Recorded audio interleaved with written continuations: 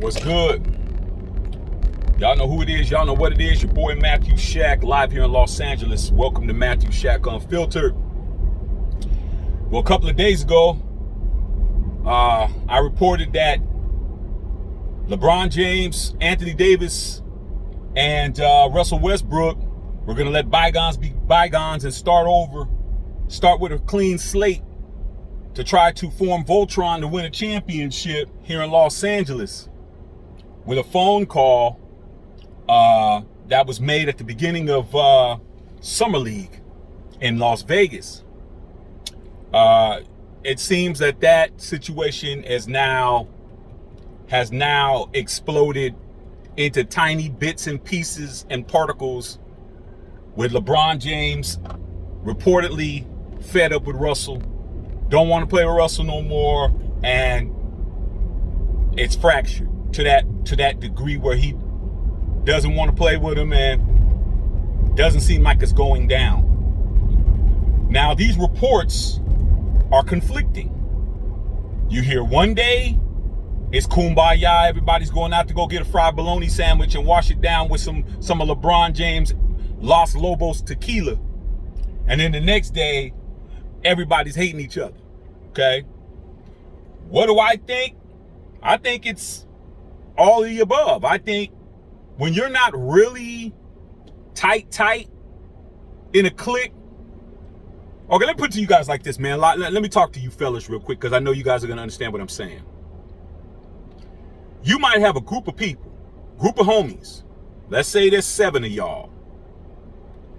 You're going to have the one cat who you're closer to than anybody. Then you're going to have the cat that's next to him that you're just as close or almost as close. As you start going down the totem pole, you're going to get the people who they just around. You know what I'm saying? They cool. Y'all kick it. It's fun. You know what I'm saying? They may be fun to drink with, fun to smoke with, fun to run females with. But when it comes down to some real situations and some real funk and some real life-threatening situations, you know you can't count on. And this situation, LeBron James and the Ace Boone Coon homie is Anthony Davis. Okay? They like this. Russell Westbrook was a cat who they knew is a top 75 player, former league MVP, one of the most athletically gifted point guards to ever play, probably within the top 2 or 3 if you want to count Derrick Rose, him, Ja Morant, as far as athleticism. But you seeing that he ain't buying in. Darvin Ham comes in. Darvin Ham says, I want to coach Russ. I think I could fix it. How do you think he got the job? He sat down with Rob Pelinka. He sat down with Jeannie Buss and said, look, I know it's a shit show, but guess what? I can make it work, dog. Darvin Ham has the pedigree. Darvin Ham has championship as a player. When he was with the Pistons, he has championship pedigree with coaching Giannis Antetokounmpo and the Milwaukee Bucks. And now he's in a position to tell them, look, I can make it work. I want Russ to be my point guard. Let me chop it up with Russ. Let me tell Russell, hey, look, dog, we need for you to augment your game.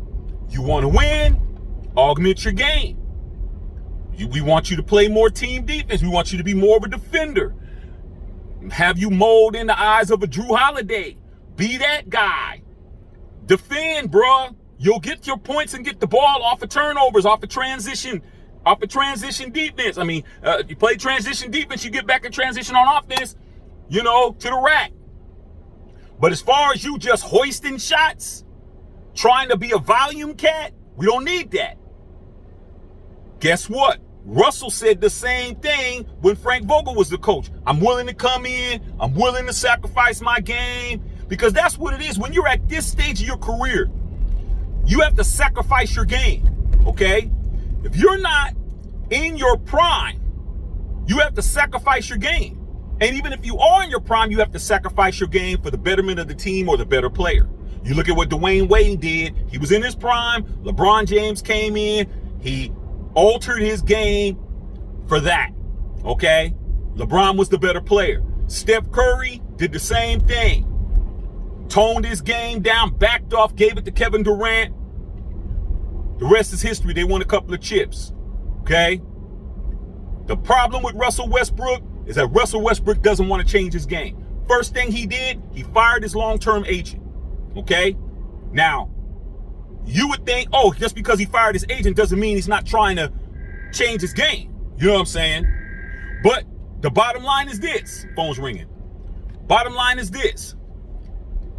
He changed his agent, but his agent came out and spilled the beans and said, I told Russell, your best bet is to stay here in Los Angeles, work it out, get you a chip.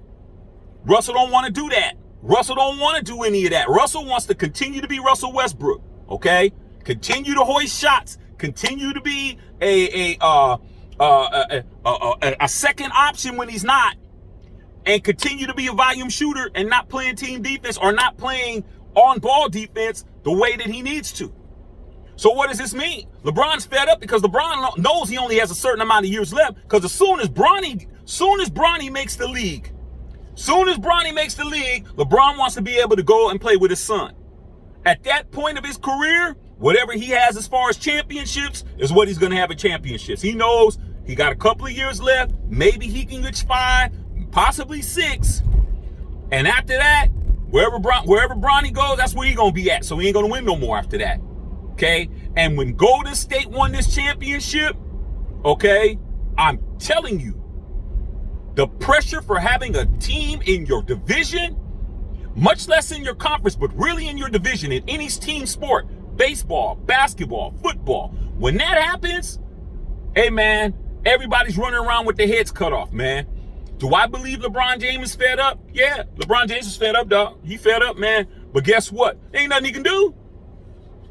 $47 million opt-in by Russell Westbrook. Nobody wants that big bloated ass contract. Kyrie Irving, it don't look like that's happening. Or trying to trade him for